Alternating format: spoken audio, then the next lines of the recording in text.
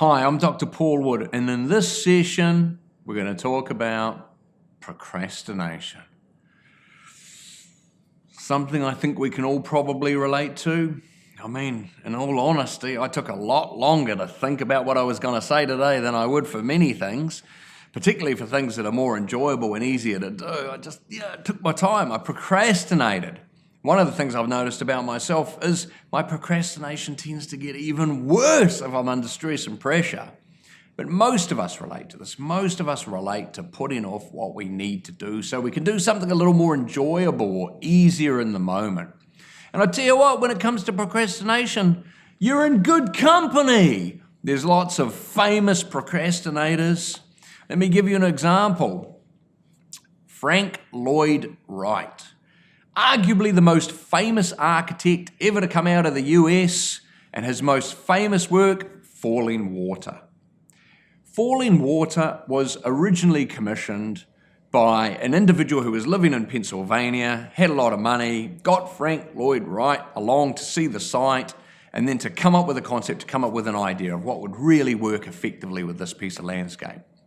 So Wright left that meeting, left that visit to the site, and for the next year did exactly nothing. Didn't think about it, didn't put a pen to paper, did nothing.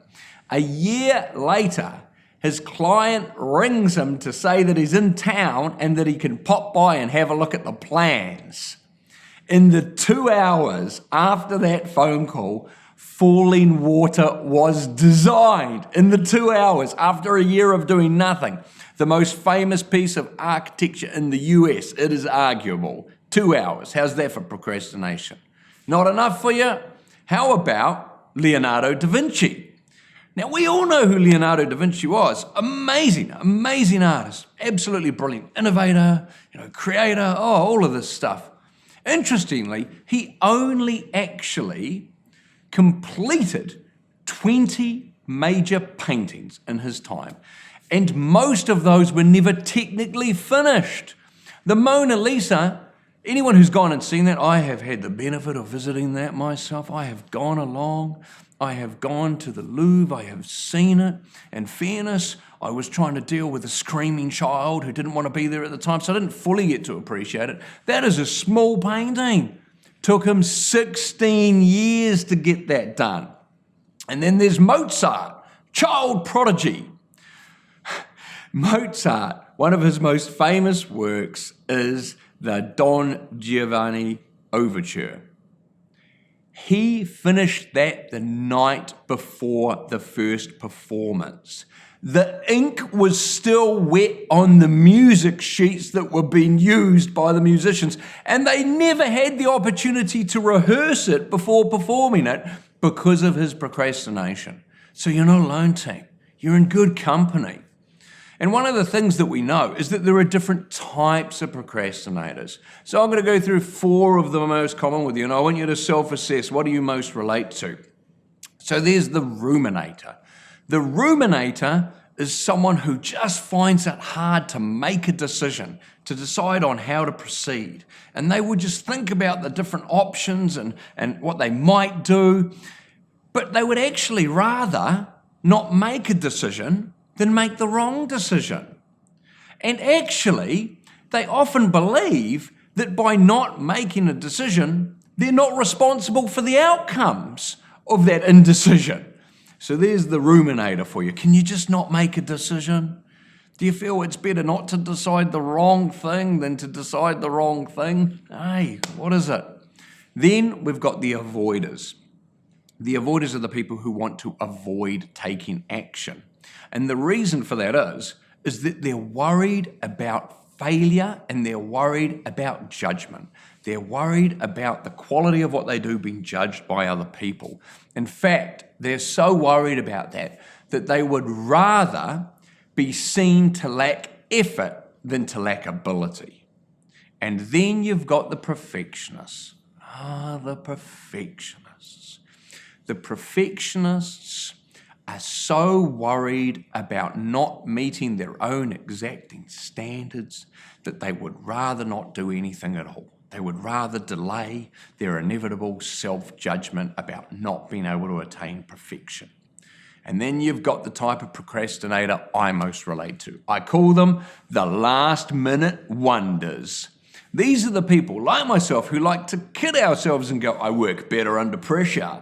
If I just leave things to the last minute, I do a better job.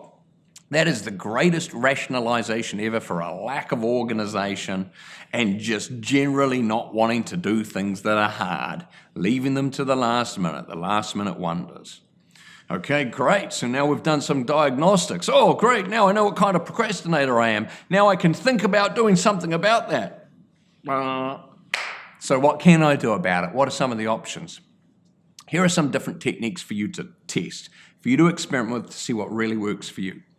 One that's been shown to be effective for a lot of people is to dissect and analyze exactly what's involved in getting something done. Before you start trying to take action, really think about what exactly is required in order for you to achieve the objectives that you have. Break it down into the smallest parts possible and think about the next actionable step that you need to take to just move you a little distance. So dissect and analyze. That's one option.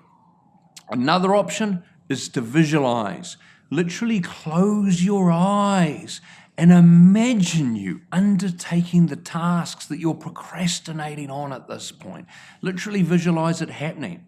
What we know from sports psychology is that visualization is a really powerful way for your brain to actually rehearse the actions that you need to take. And it just makes it that much easier to do so.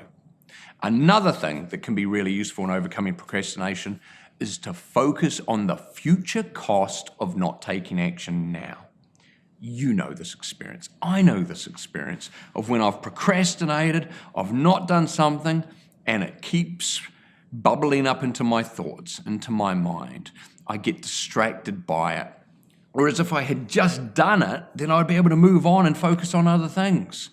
So there's the ongoing cost in the future of not taking action now, of continuing to lose mental capacity and worrying about what hasn't been done. There's also the potential cost in terms of the additional pressure you create for yourself in the future by not starting to take action now. So that's another technique. Focus on the future cost of inaction now. Another really useful idea is to downsize the time requirement for your task. Let me give you an example. I've written a book. I've got another book on the way at the moment. I wrote a book, bestseller, How to Escape from Prison, available at any major bookseller and minor bookseller. Anyway, if I had been thinking about that task and going, how long is it going to take me to write a book? How long will that be? And I was trying to find that block of time in my calendar, I never would have gotten started. But instead, I shrunk the time commitment and I went, okay, well, when I travel, I normally have an hour at the airport and an hour on the plane where really I've got the opportunity to do other things. So I'm going to focus on spending an hour of when I'm traveling writing this book. And so I just took it in far smaller chunks. I downsized the time and the requirement. And then it was far easier to fit different things into my calendar which would help progress me in the direction I needed to go. If I was trying to tackle it as a whole, I never even would have gotten started. But my personal favorite is ring fencing and contracting time. What do I mean by that? This is what I mean. In my calendar, I put in time to complete the particular task I need to get done. And what I do is I tell myself that I don't have to do that, but if I don't, I'm not allowed to do anything else. So I contract with myself that it's this or it's nothing. And I ring fence that time for only this activity. And what that means is I can't do what I normally do, which is to do stuff like this, to go, oh, well, these emails are important too, or I need to do this as well. So I'll just do that. I have the option of either doing what I'm supposed to be doing or sitting there doing nothing. And I'll tell you what, sitting there doing nothing is just about never the best option. So those are a number of strategies that you can try out, that you can apply to help you overcome your own procrastination, if you get around to it.